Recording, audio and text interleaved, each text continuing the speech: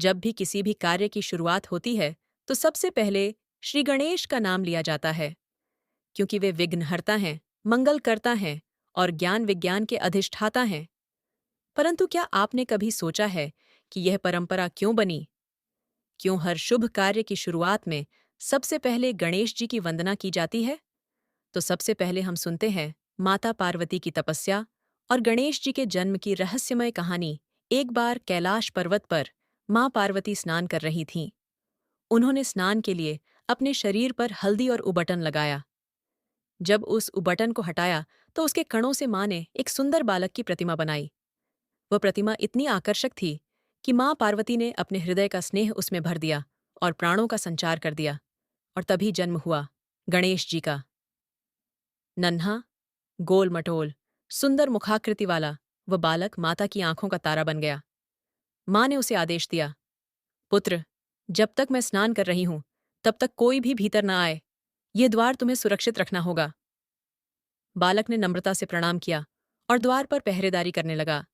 उसी समय महादेव शिव वहां पधारे। उन्होंने जैसे ही अंदर प्रवेश करना चाहा, गणेश जी ने हाथ फैलाकर रोक दिया। ठहरिए, माता का आदेश है कि कोई भीतर नहीं जा सकता। महादेव आश्चर्यचकित हो गए। उन्होंने कहा, मैं तुम्हारा पिता हूं, मैं ही इस गृह का स्वामी हूं, मुझे कौन रोक सकता है? परंतु गणेश जी अपने कर्तव्य पर अडिग रहे। उन्होंने दृढ़ स्वर में कहा, मैं नहीं जानता कि आप कौन हैं, परंतु मेरी माता ने मुझे आदेश दिया है और मैं उस आदेश से पीछे नहीं हटूंगा। महादेव क्रोधित हो उठे। उनके गण, नंदी और भूत प्रेतों ने गणेश जी को हटाने का प्रयास किया, परंतु छोटे से बालक ने अद्भुत पराक्रम दिखाया। अपने हाथ में डंडा लेकर उसने सभी को परास्त कर दिया। यह देख महादेव का क्रोध भयंकर हो उठा। उन्होंने त्रिशूल उठाया और उस बालक का सिर काट दिया। जब माता पार्वती बाहर आईं और देखा कि उनका प्रिय पुत्र निर्जीव पड़ा है, तो उनका क्रोध विकराल हो उठा। उन्होंने महादेव से कहा, यदि मेरे पुत्र को जीवन नहीं मिला तो मैं समस्त सृष्टि का नाश कर दूंगी। सारी सृष्टि कांप उठी। देवताओं ने महादेव से विनती की कि वे पार्वती के पुत्र को पुनः जीवित करें। तब महादेव ने आदेश दिया, जाओ, उत्तर दिशा में जो पहला जीव मिलता है उसका सिर लेकर आओ। उनके गणों को सबसे पहले एक हाथी का बच्चा मिला। वे उसका सिर ले आए। महादेव ने उस सिर को पार्वती के पुत्र के शरीर पर स्थापित किया और दिव्य मंत्रों से प्राण फूंक दिए। इस प्रकार बालक पुनः जीवित हुआ और अब उसका स्वरूप हाथी के मुख जैसा हो गया। सारी सृष्टि ने उस बालक को देखा और विस्मित हो उठी। आज से यह मेरा पुत्र देवताओं में प्रथम पूज्य होगा। हर कार्य की शुरुआत इसी के नाम से होगी। यह विघ्नहर्ता होगा और इसका नाम होगा गणेश। एक और कथा में गणेश जी की लेखनी का महत्व सामने आता है। महर्षि व्यास जब महाभारत की रचना कर रहे थे तो उन्होंने एक दिव्य लिपिक की खोज की। उन्होंने गणेश जी को बुलाया और कहा, हे गणेश, आप मेरी वाणी को लिखें।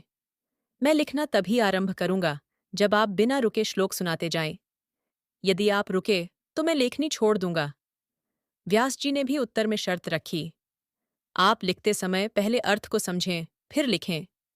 इस प्रकार गणेश जी ने महाभारत लिखना शुरू किया।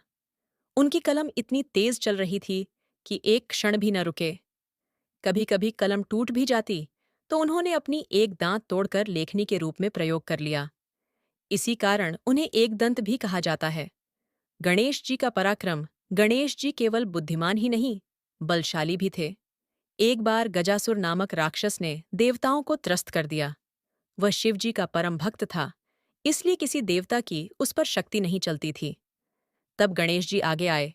उन्होंने गजासुर से युद्ध किया, अपने परशु और सूंड के प्रहार से उसे परास्त किया और देवताओं को मुक्त कराया। समय बीतता गया और गणेश जी का नाम हर युग में गूंजता रहा। वे केवल देवताओं के ही देव नहीं, बल्कि भक्तों के भी सच्चे साथी बने।